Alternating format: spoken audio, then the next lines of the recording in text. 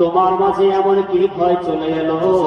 তুমি আজকে কেন এমন ভাবে কান্না করতেছ?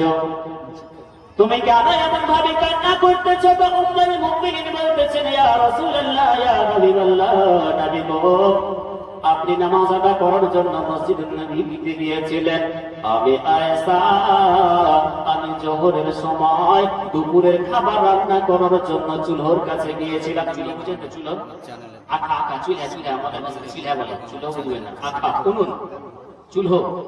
চুলোটা মানে যত আমরা বলি নৌকা, আসল ভাষা হচ্ছে নৌকা, নৌকো নৌকো করি। চুলো বললে হবে না, চুলহা আমাদের ভাষাতে চুলহা, এই চুলহা।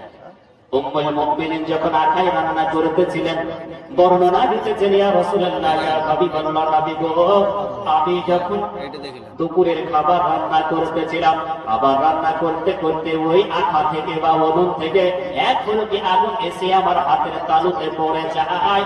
আর সে আগুন আমি নবীর বিবি আমাকে চিনতে পারেনি। সঙ্গে সঙ্গে সেইখান থেকে রান্না বাড়ি সমস্ত সব কিছু ফেলে দিয়ে আল্লাহ পাকের ধ্যানে আমি নিমগ্ন হয়ে গিয়েছি।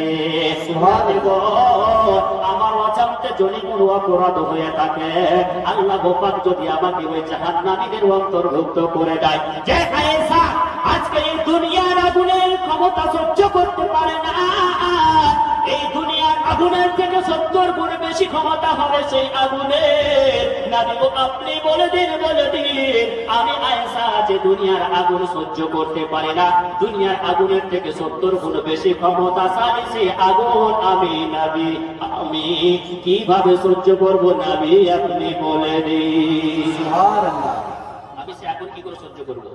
এই জন্য আল্লাহ পাক বলছেন, ওয়াত্তাকুন নার আল্লাতী উইদ্দাত লিল কাফিরিন।